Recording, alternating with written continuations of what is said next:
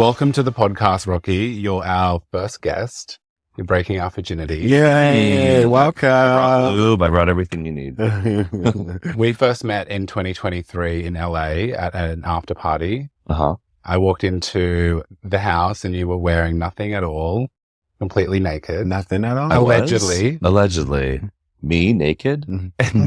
You? Unleashed. You were unleashed. Unleashed it. And I really got to know you over the next day that we spent together, and always wanted you to come on one of our collab trips because I just think that you're a beautiful person inside and out, and your knowledge on human design especially is fascinating to both Josh and I. Thank you. And here you are. We made it happen. Yeah, and here we are. You're going to do a reading for both of us in the episode, which I'm super excited about. In the nude.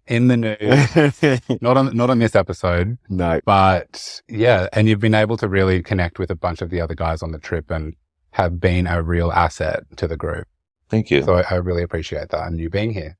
It's been really, I've loved being here. And what I've appreciated most is that this trip in particular, I feel like there's been a space for like all of me to contribute and to create. I mean, doing this podcast, doing the documentary, people being so receptive to human design, and like there's the collabs that we do, which obviously are beautiful and fun, and like kind of the entry point into these experiences.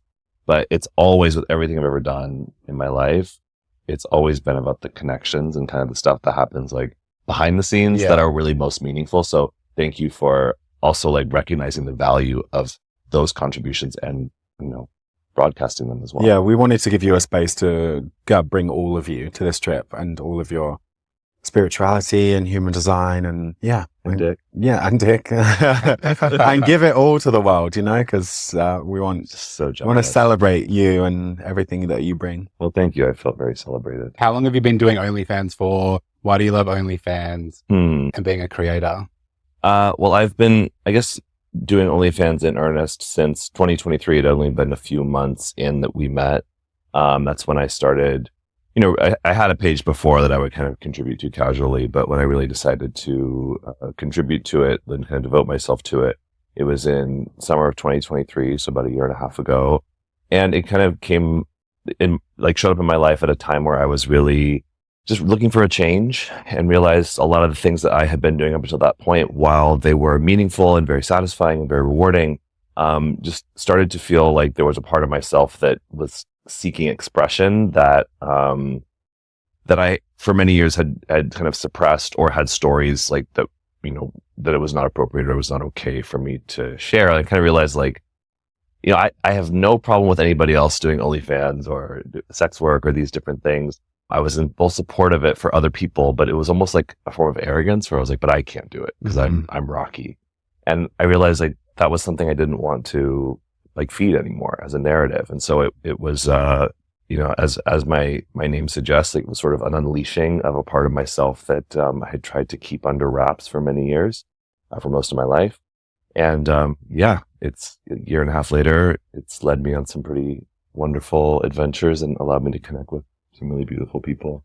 So were you born to do OnlyFans, or did you have OnlyFans thrust upon you? I don't know. I mean, certainly wasn't thrust upon me. I think, in many ways I was born to be on this journey of transparency, and that is connected to my sexual expression. It's connected to literally how I connect with other people. It's connected to intimacy, it's connected to my artistry. So I think like the journey that my soul is on is one of kind of continuously removing the blocks that I have to me just honestly sharing who I am and sharing kind of my nakedness. So in that way, OnlyFans has been a really, a significant part of my journey to kind of continue the process that my soul is on.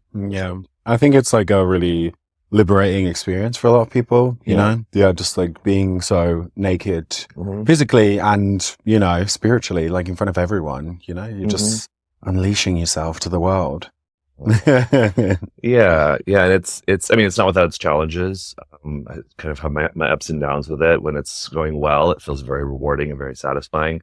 And when it's a struggle, like much like everything else in life, you can kind of question a lot of things about yourself. And when it comes to kind of really sharing and selling yourself and your nakedness, not just like a service or a skill that you have, but really like who you are.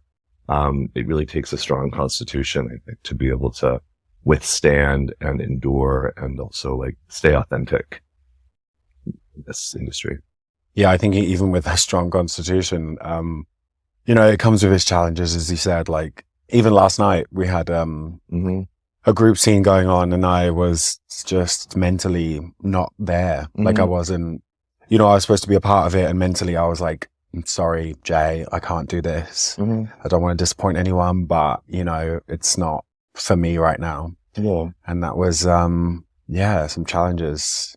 Well, along the lines of like human design, OnlyFans kind of showed up in my life somewhat shortly after I learned about my human design and started experimenting with ultimately what design offers us, which is a strategy to connect with our own intuition and make correct decisions for ourselves.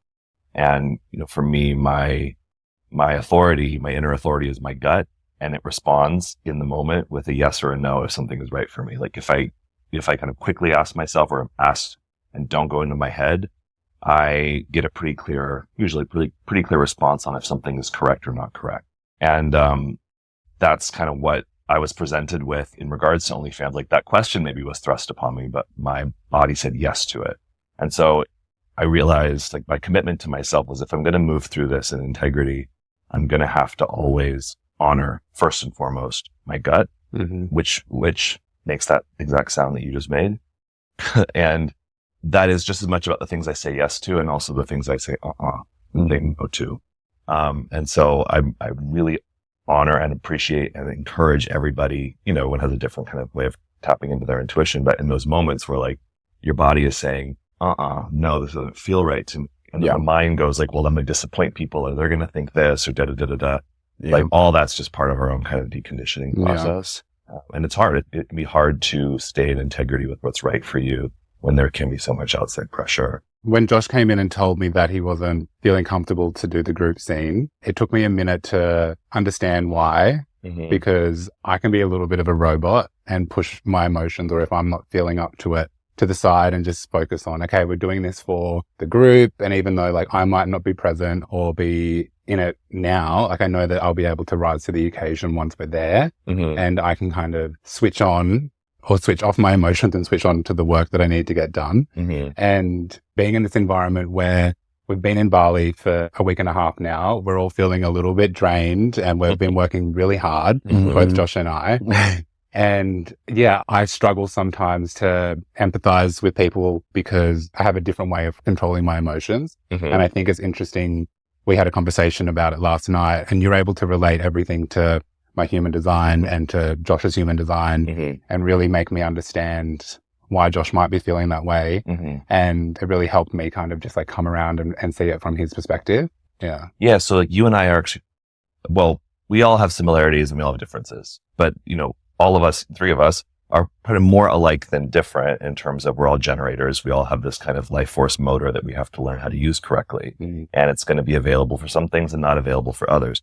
For you and I, in terms of design rhetoric, we're what's considered non-emotional. It doesn't mean we don't feel emotions. We feel a lot of emotions, but a lot of the emotional energy we feel are from our environment, people around us. And we might feel it in an amplified way. And emotional energy has highs and lows. When it's high, it can feel very like euphoric and exciting and blissed out. Sometimes even like kind of manic. When it's low, it can feel melancholic and moody and depressive and kind of hopeless. And there's so much conditioning that says like you need to clean that up. Like if you're low, cheer up. And if you're too high, like calm down. And for people like us, we're empathic to all of that. And it can be kind of overwhelming where it's kind of like, can everyone just snap out of it? Can everyone just like get their shit together? Get on with that. Get on with it. Because our authority is purely sacral, which is like, am I available for this? It doesn't mean we're not going to feel highs and lows, but if my body said, yes, I'm available, like I can show up and do my job. You know, when you have emotional authority, which 50% of people in the world do, and a lot of the people that are around here do, there's not that same kind of clarity in the now in terms of what's correct for you. It's sort of like you need time to feel into it. Cause when you're high, it might be like, yeah, of course. And then when you're low, it's like, why did I say yes to that? And so I think the the emotional types put a pressure on us to be patient and to wait and to like ride these waves. And the non-emotional types could put a pressure on the emotional types to like be more spontaneous and like, yes or no, tell me right now. Like, is this right for you or not? Yeah. And so it's understanding and respecting those differences is important. And it's also, when you think about the way we're conditioned around emotional energy, it's no wonder that we live in such a volatile, chaotic world when it comes to like dealing with and processing and honoring emotion. Mm-hmm. See, when I'm like in a scene, I'm able to, as Jay said, kind of switch it on or switch it off, like emotionally, but it's just like the leading up to it. That's when that's when the decision is made. Mhm. You know, it takes me time to kind of, you know, say yes to that, and my gut to say yes to that. And if my gut doesn't say yes to that before, I can't then emotionally switch off during the scene. So it's like before, I'm like, can't do that. Really that, because you have highs and lows, and you know, your emotional energy in your design is very much keyed into like, will my needs be met? Are the needs of the community being met? Do we need to make a change? Is a revolution needed? It's sensitive energy. And when you're at a high, if you say yes to something, it's not so much that you are indecisive. It's that, you know, in theory, when you're in a low of that wave, you want to make sure that it's still a yes. Yeah. So that when you show up to do the scene, whether you're high or low, your body is still saying it's correct to be here. You know, so if that yes and no changes depending on where you're at, it's probably a no. Yeah. Because then you have to like sort of force yourself to be in the right emotional space when the time is right. Yeah. Feels For sure. My body yesterday was like, to anything. Hell no. And it's like, I wouldn't want you to be a part of the scene if your aura is like frustrated and not wanting to be there. Yeah. Like that actually would have, you know, our energy is powerful. It's not so much how we like mask it up and like show up and do the thing regardless. If you're dragging yourself into a collab or anything, and it's not correct for you to be there, despite what everybody says, you're not contributing anything of benefit to the space. And I'm one of those people, I think I can bring a whole room down with my emotional energy. I can literally bring the entire room down, I think. Cause it's powerful. Yeah. And I can't hide it. I can't hide the emotions. They fucking radiate from me. It's as well they should. Like it's also part of what you contribute to the room as well. You know, I feel it for sure. I feel the power of my emotions much stronger in recent years for sure. And I feel the effects of the world and what's going on in the world, like really deeply, affecting me and really deeply, and profoundly kind of changing the way I think and the way I move through the world for sure. The strongest energy in your design is energy on the planet mutating the fastest. Happens to be in my chart too. It's the gate of faith, abundance. It's also part of the channel of moodiness and like highs and lows. And then the strongest emotional channel you have is all about revolutionary energy and altruism, how our needs. So like it is so important that you feel those things and let yourself ride those waves. And yeah, trying to suppress it or control it or manage it is only going to make things worse, not just for you, but for everybody. I'm learning how to kind of just let it happen, let it be, and just let it kind of radiate out of me rather than trying to conform to everyone else's emotional kind of regulation, you know? So that is the learning curve that I'm still on. And I probably will be my whole life. Yeah. I mean, it's not something you like figure out. It's I think like, for me, like I have sacral authority, and it's not like, oh, I have no idea what's going to happen. I don't know what my body's going to respond to. I didn't know that I'd be here. I didn't know that we'd be doing this. Like the strategy is wait and see what your aura attracts to you, and then see if you're available or not. And I think the alternative is that we're in our head trying to figure out how to make everything happen and forcing reality to be how we think it's supposed to be. And, you know, sometimes that works and we feel satisfied because it's like, yeah, I did that. I'm powerful. And a lot of times it doesn't, you know? So like, I've noticed that when I really, hard as it is, when I really surrender and just kind of trust and have the faith that like what's for me will find me. And I don't have to be available to respond to everything. Life tends to unfold better than expected for me. But it's still uncertain. Still like scary. Very. I would love if you were able to do a human design reading for both Josh and I, just so our listeners can really understand your knowledge on human design. And especially because on this trip, you and I have had a lot of conversations. You've been able to speak with a lot of the other creators. And it's interesting how there are some similarities with the boys on the trip, especially. And it would be interesting to see if there are similarities with creators in general with their human design and whether that particular type of personality draws them into something like being an OnlyFans creator. Sorry to interrupt this gorgeous episode, but I couldn't help but say that posting nudes isn't a business strategy, but the ofbizschool.com is. The ofbizschool.com teaches you exactly how to turn your OnlyFans into a money-making machine. Marketing, branding, content strategy, make sense, and dollars. Sign up to the ofbizschool.com, follow the steps, and let's just say OnlyFans will be paying your rent. So if you want to stop struggling and start thriving, go to the ofbizschool.com. Trust me, your bank account will thank you. Now back to the episode. Yeah, so there's 5 different types in human design, kind of broader energy types. And, the 3 of us are all generator types in our own different ways. You have the design of a manifesting generator. We're kind of pure generators. You have emotional authority. We have sacral authority, but we all are generators in that we have this intrinsic life force motor that operates typically through sound. You might have more guttural sounds. You might have more verbal sound, like words, yes, no. But like either way, it operates through sound, and it's based on its sexual availability and its ability to work and to build, to construct. And so learning how to we have an abundance of sexual energy, and combining that with work, which is what we do, requires that we know how to use that motor sustainably, which again goes back to like honoring when our body says no, or I need more time, or let me get back to you on that. Yeah. Or like even in the case of the group scene, like your one channel in your chart is all about. You just mentioned names. Oh, sorry.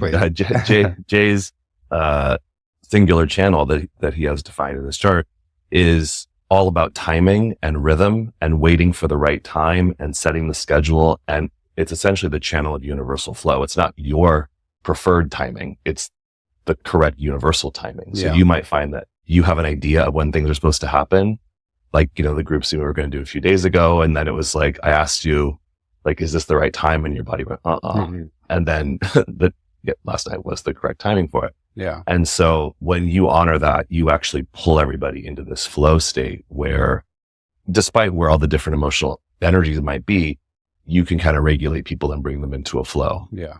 It doesn't mean you can force people into that flow, but like for people that respond and say yes, you can be very effective because you're kind of touching everybody energetically and can pull them into a rhythm. There are other types in design that don't have that life force and sexual energy intrinsic to them. It's called the projector type, the reflector, and the manifestor type. Pretty much everybody whose chart I've looked at on this trip have been generators, which I think is, I don't know if it's rare, but the generator type, because we have our own kind of intrinsic sexual energy, it's about learning to use it correctly. I think we can be more sustainable in this work versus the types that don't have that motor defined. They have to learn how to work with sexual energy and life force energy in their own unique way. And there's so much conditioning for everyone to be like us that, for any type, building recognition in the world for something that you don't consistently have, like the sexual motor, can lead to burnout. And so it's interesting for me when I look at different creators, because it's like in this industry, you can really compare yourself to like, oh, how much does this person collabing, or how much does this person post, or how does this person manage or disperse their content. Yeah. And if you're designed to do it in a completely different way and you're trying to do it, how society or how other people are doing it, I go through this too. We all go through this.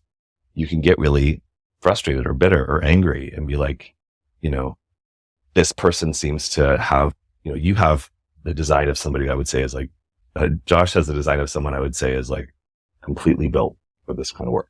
In that doesn't mean that you don't get burnt out or that those things, you won't need to kind of realign if your needs are being met, how to make a change to better sustain them. But even if I was trying to do things in the way that you did them, I would probably get pretty burnt out because I don't have that same ability to kind of multitask and like disperse my sexual energy, in the same way that you do. So I don't know. I think short of really like looking at people's individual designs, I just say like the whole point is to honor what makes you unique and your own unique strategy for optimizing your energy. And when we're all contributing to a singular industry, you know, that can be difficult. My heart goes out to like everybody, but certainly people that are really young that get into this work and they're still like just even learning about who they are and how to say yes and how to say no. And sometimes that can benefit them because they're still experimenting in a lot of ways and they have more room for that kind of trial and error. But I think as you get older, you know, you have to kind of clean up how you use like what you have available to you, and be wise in using it sustainably. And do you find that with your experience in human design that you're able to check in with yourself and to manage your own emotions and realize that, okay, is this scene right for me to participate in? Is this collab going to be right for me? If you're not feeling up to working, are you able to reschedule it accordingly, or like just check in with yourself to make sure that you're not doing something you can feel in your gut isn't right? Yeah, definitely. Yeah. And I think what I've noticed in my own experiment is like, depending on what I'm asked and how, a lot of people won't say like, hey, are you available to schedule a collab? They'll just say like, we should film together, and like my body doesn't respond to that at all. I'm like, okay, or like, let me know when you're in town. I'm like, for what? So like, I can't expect everybody to like understand my design and to speak to me in the way that kind of best advantages that. But I can ask myself. Sometimes I'll even like record a voice note and listen to it where it's like, am I available for this? That gets me sometimes when people literally message and like, let's fuck. Yeah. And you're like, do you mean you want to work together for a collaboration? Right. Like what? Or the people that like have wanted to fuck you for a long time that also do OnlyFans. And then once they see that you're doing it, they're like, oh, goody. Now obviously we're going to collab, right? I'm like, maybe not. But I think it's also like people will project onto you a story of like what your type is, or they'll, how do you choose your collabs, or why did you work with this person and not with this person? And like my mind feels the pressure to have answers to that. And I can, if I'm not careful, I can overly justify and make up stories about like how I choose the experiences that are right for me, even why I decided to do OnlyFans in the first place. But the truth is like, I'm either available for it or I'm not. And sometimes I surprise myself. Like I'll like somebody who I wouldn't think I'd want to collab with. My body's like, yeah. And so I'm like, okay, I'm just going to keep trusting that. But it's one thing for me to be asked or to ask myself, like, am I available for this? Versus like, is it correct for me to do this? Versus do I want to do this? Versus is it correct to commit to this? Yeah. So a lot of like, even when you asked me about this trip, it was an every single time, but I didn't commit to coming until I got an to commit and put in the deposit. So I've been trying to get Rocky to come on one of our collab trips for almost 2 years now. Because when we did meet in LA, we connected straight away and I really got to understand you and what you're about. And I think that you would be a perfect fit for something like this. And so far you have, enjoyed it, and everyone has enjoyed having you here, and you've had the opportunity to really speak to everyone. And I want you to be a part of our traveling circus and come on all of our collab trips.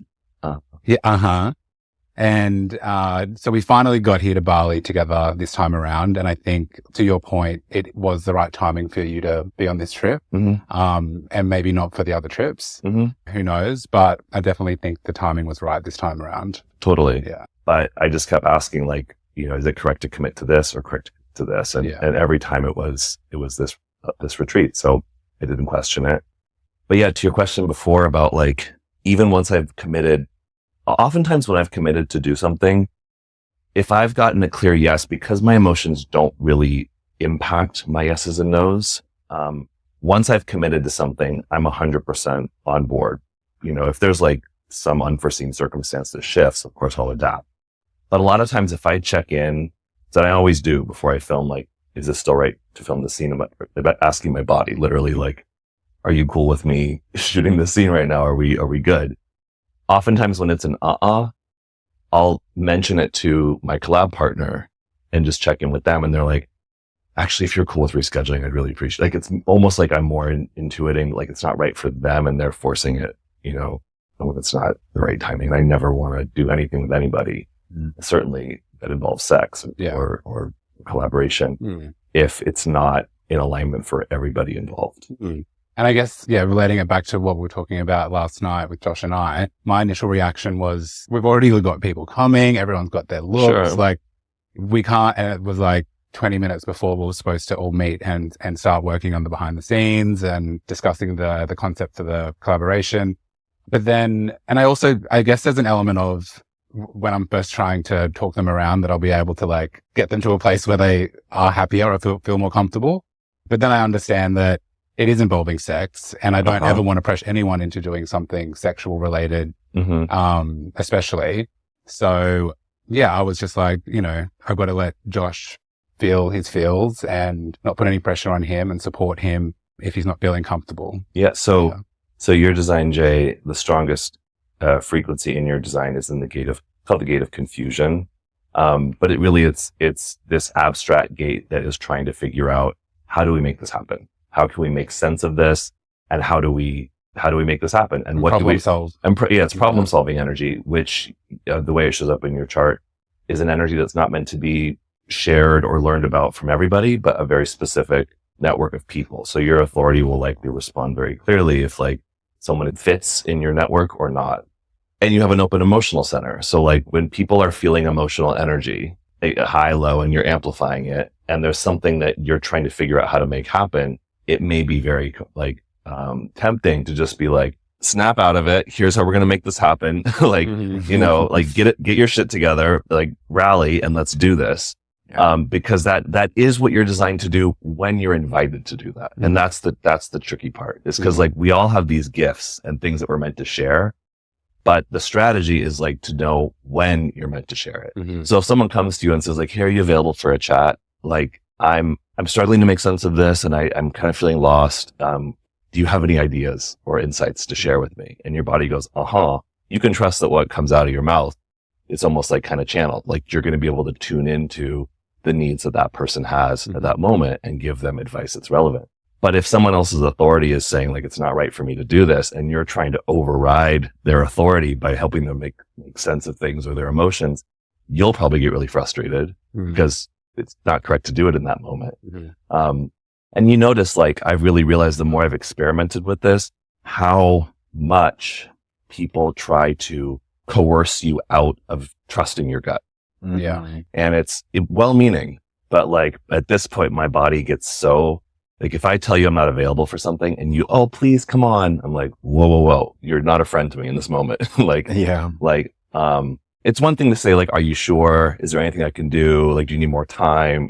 Asking those kind of questions. But, I think we're all conditioned to say yes when really inside it's a no, or to say no when really it's a yes, or to make a quick decision when really I need more time to process it. And, I just, part of why I like human design is not because I care that much about human design, but like, I care that we all are playing our instruments correctly, so that the music we make together is like beautiful music, as opposed to like just, a mess. Yeah, I really struggle. I struggle with that. I struggle with saying yes to things that I really don't want to say yes to things, but I say it in the moment to appease other people. And then I'm like, I don't want to do that. Why did I say yes? Do you know what I mean? I do. And then it's a struggle. And also like things that I want to do. And then when the moment comes, I'm not in the right headspace to do them. And I think a lot of people get annoyed because, I may cancel like a collab.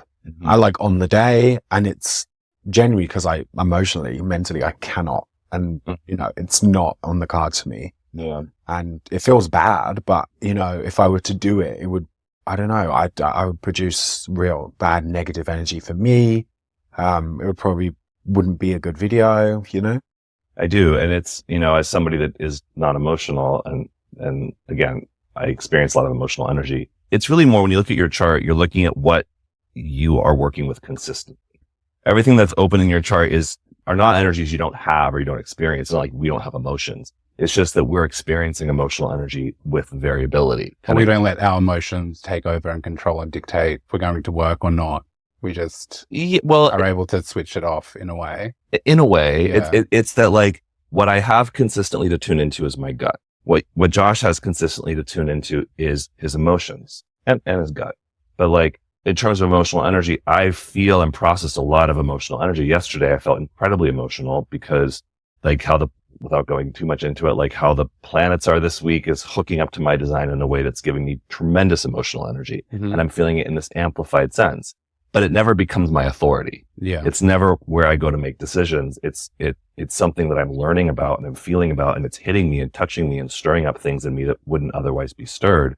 But I'm not going to let my emotions, dictate my decision making because it's not my authority. So like, yeah, mine's the boss bitch. so, like in your chart, Josh, you have also a defined will center, and the will center operates through willpower and want. Mm-hmm. And so and you have a defined sacral and you have all the motors defined in your chart. So like, there's a lot of different places you can tune into to make a decision. It's just saying like the place to tune into consistently is your emotional energy. Because your will center might say, like, yeah, I want to do that. But, your emotions are like, feel like it's right to do that. So if you try to override that and do it because you have the will to do it, that's when you might find that you end up having to cancel on people, or it doesn't feel right, when you get there the day of. So yeah, it's frustrating, I'll say, as someone that doesn't operate in that way, when like it's like, I want everybody to honor what's right for them. And like, if you were to say to me, Josh, like if I wanted to collab with you and you were to say, I really want to, but let me sleep on it, or like, let me get back to you. Is there, like, when do you need to know by? Or like, I'll get back to you in the next 2 days. Yeah. Like I would appreciate that more than you being like, yeah, let's do it. And then have to cancel the day of. I'd rather wait till it's even on this trip. Like people were reaching out to me before trying to schedule collabs. And I was like, I'm designed to be very in the moment. So it's hard for me to make commitments in the future unless in the moment it is correct for me to. You know what I mean? Yeah. So when someone's like, hey, do you want to schedule a collab 3 weeks from today? I'm usually like, I do, but can we check in like in a couple weeks? Because then I'll have a better sense of like what I'm available for. And I'm the opposite. Like with anything I do, I'll make these huge commitments, whether it's a collab or a huge group scene. Like last night was the first time that I've ever shot like an orgy group scene. Really? Ever. Yeah. You killed it. Or it might be a holiday that I can't afford, or it might be like something. And the closer and closer I get to that date, I feel like I'm getting pushed closer and closer to a cliff. And I'm like, oh, well, I'm going to go off the cliff. Like I can't help myself here. But then I go off the cliff and I end up flying and surviving. And I think like that has been something that I've always done throughout my life. Yeah. And I guess you can relate what we do as OnlyFans creators to performers that might go on a stage, or singers that might go and perform in front of a live audience. We just do it in a different way. And everyone that does that type of work will have that pre-performance or pre-show jitters and nervousness and butterflies. Yeah. And I get it too. Like we all get it. But I guess I'm able to kind of channel that into, okay, like, yeah, I'm like freaking out now, but once I'm there and once the cameras start rolling, that all goes away. Yeah. And there is a sense of calmness that comes over me. So I just trust that I'm going to be able to do that every single time. And not think that I'm going to carry that into the scene. Yeah. Yeah. I relate to that a lot. Like people sort of project onto me, I think, from what I gather, that like, I'm always pretty confident and chill, and like, I don't have like all these anxieties or fears or whatever. It's like, no, or to get nervous. And I'm like, no. I was nervous walking up here to do this, so like, so was I. Yeah. Like I'm always, it's not even that I am nervous. It's that I feel nervous energy. I feel the nervous energy is emotional energy. I take that in from my environment. Remember when I used to perform more on stage, like backstage, I was always like doing push-ups or doing whatever to like just get myself in the zone before I had to step out on the stage. And it wasn't that like I was nervousness. It's that I'm feeling all the emotional energy in the space, and I want to, gracefully kind of regulate it to avoid that awkwardness. And you want to do a good job. Yeah. I want to be skillful in what I do. And so that for me, like has been, I don't know, I think for many years, even when I was teaching yoga or doing different things, I would, Well, I was motivated a lot by kind of these we call not self in our design, which for me is like wanting to prove myself and wanting to prove that I'm smart and wanting to prove that I have good ideas and that I'm skilled at what I do. And what I found that led to for me was like over preparing and wanting to have all the answers like lined up before I did the thing, or feeling like I wasn't prepared enough or da-da-da. And so I really experiment now, even when I teach or do a scene, I just ask like, am I ready for this? And even if I'm feeling nervous or feeling anxious or whatever, if my body goes, then I'm like, do I need to prepare anything to be ready? Okay. I'm good to go. So every time that it proves itself to be right, despite what I'm feeling going into it, as opposed to me being like, I don't want to feel nervous, so let me go try and do something to fix this before I do the scene. You know what I mean? Yeah. So it's ultimately just trusting yourself and trusting like you'll know what you need to know when you need to know it. And like, and with everything that we're doing, especially with sex, it's responsive. Like once you get in the space and you're doing it in response to the energies that are around you. And you can't really prepare for something when the response inputs aren't there, you know? And I guess when I'm doing a collaboration or a group scene, if I am feeling nervous, I try to put that aside, because I'm sure there's everyone else in the group and in the room is probably feeling the same way. Right. So I just like that role model energy, and that's a part of my design. I want to put that confidence and that like we've got this energy into the room. So then it almost kind of relaxes everyone else to be like, we've got this, like we're going to do a great job. And I think that probably helps everyone else in the room, because they can really just relax and be confident that at least if I'm able to do that and present in that way on the outside, it hopefully means that everyone else can relax too. And I think that like the most important thing for you is just like, because your whole design is about bringing people into a flow state, like it's just making sure the timing is right for you. You know, like if your body's like, now's the right time, and you trust that alone, like your aura will do the talking for you and will pull people into that. Right. But I get what you're saying. And do you ever find that like when it's over though, you kind of have a bit of a crash? Like, do you ever find that you're like holding it together for everybody, and then when the experience is done, you kind of need a moment to... Yeah. And it might not be directly after the scene, because for example, I shot another scene directly after that one because I was like, okay, I'm warmed up, I'm ready to go. Like, and I was able to just like flow into another scene. But maybe today or tomorrow, or when I go back to Australia, I'll be like, okay, I don't want to speak or see anyone or do any more work or any more filming. And I kind of isolate it. It's not even just for like that hour or for that day. I can do it for like 2 weeks. And then I go back to Australia and I don't film for months. And that's why I like doing the collab trips, because I can switch it on and be there and be present and perform. And then I can go home and I can just forget about that and I can relax. And I guess that's why I really enjoy curating with Josh these trips, because like that is a more manageable state for me to perform in. Yeah. I agree. It's being able to kind of show up and do the job, and like with a clear beginning, middle, and end. You know, the trip starts here, it ends here. This is the time that I'm going to be like working. Is definitely easier for me as well, versus if it's sort of this continuum of just ongoing like medley of things, like I'm collabing, I'm posting, I'm doing this, it's like I kind of have to be able to turn things on and off in order to make it sustainable, I find. I felt like, I know that you're working with emotional energy this week in your chart. That might show up as like you feeling more emotions, or it could just be you being more tuned into everybody else's emotions. But I noticed a little bit of a crash after your 2 scenes where you just kind of need to vent a little bit and like get some things off your, and just bitching about Josh and Tanya. Well, 2 emotional types, you know, and like and your sensitivity to their emotions, right? So like, I think that if I'm not crashing and I'm not burnt out and I'm performing as hard as everyone else, no one else should be. No one else should be. Right. But if I'm crashing and I'm burnt out, I'm kind of like, okay, I get it, because I'm there too. Right.